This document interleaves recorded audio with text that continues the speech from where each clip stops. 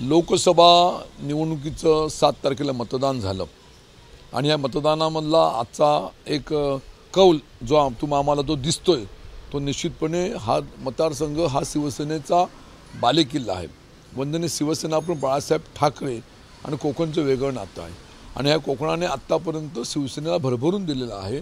मागील काळाचा विचार केला तर सुरेश प्रभूंना जनतेने निवडून दिलं शिवसेनेकडून, त्यानंतर विनायकराव साहेबांना 2014-2019 साली निवडून दिलं आणि 2024 सालच्या निवडणुकीमध्ये या मतदार निश्चितपणे माझ्या माहितीप्रमाणे 2.5 लाखाच्या फरकाने निवडून देतील हा मला विश्वास या ठिकाणी आहे।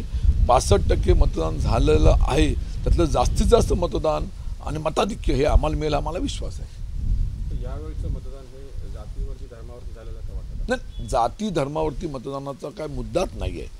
10 वर्षाच्या कालावधीमध्ये या देशाचे पंतप्रधान नरेंद्र मोदींची लोकप्रियताची रोज थोडी करत लयास गेलेली आहे।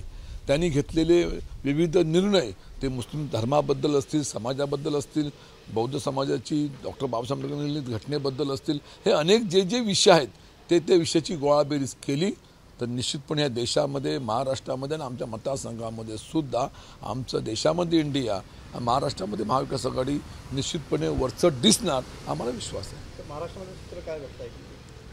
मी काय महाराष्ट्राचा नेता नाही आहे, पण एक शिवसेना उद्धव बाळासाहेब ठाकरेचा एक उपनेता म्हणून सांगू इच्छितो की 48 जागा या महाराष्ट्रामध्ये आहे। महाविकास आघाडी त्या ठिकाणी जवळजवळ 45च्या पुढे सरकेल असं माझं स्वतःचं मत आहे।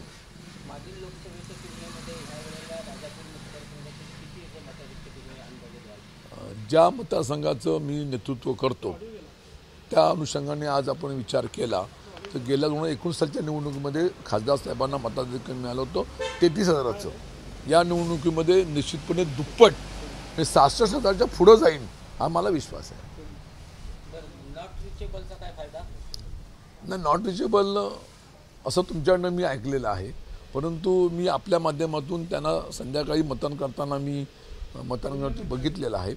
दिवसभरामध्ये त्यांनी मतदान केंद्रामध्ये गाठीभेटी घेतल्या असे मला समजलं आणि शेवटी ते विरोधी पक्षाचे एक नेते आहेत, त्यामुळे तो त्यांचा विषय असतो। परंतु आम्हाला एवढं माहिती आहे की या मतदारसंघामध्ये शिवसेना उद्धव बाळासाहेब ठाकरे यांचं वर्चस्व राहणार। आणि सध्या राजापूरमध्ये प्रमोद जठारांकडे सगळ्या राजापूर लोकसभा मतदारसंघाची जबाबदारी दिली होती, भविष्यामध्ये ते तिथले कॅन्डिडेट असं बोललं जातं, त्याबद्दल तुमचं काय?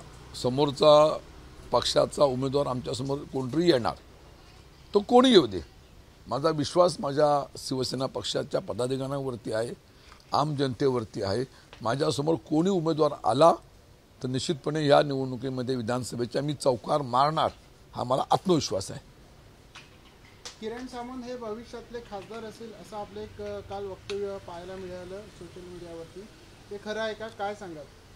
किरण सामंत हे शिंदे गटाचे नेते आहेत।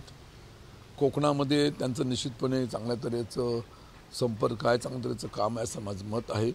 समोरच्या पक्षाच्या माणसाची सुद्धा आपण दाद दिली पाहिजे आणि म्हणून असं एक नेतृत्व खासदार म्हणून लोकसभेमध्ये जायला पाहिजे असं माझं मत आहे आणि म्हणून भविष्यातल्या कालखंडामध्ये हा लोकसभा मतदारसंघ हा आमचाच आहे, शिवसेना उद्धव बाळासाहेब ठाकरे, आणि ह्याच्यावरती तह भविष्यामध्ये वर्चस्व हे शिवसेना उद्धव बाळासाहेब ठाकरेच्या पक्षाचं राहणार आणि अशा एका नेतृत्वाला राज्यसभेच्या माध्यमातून महाविकास आघाडीचे नेते मंडळी संधी देतील हा मला विश्वास आहे।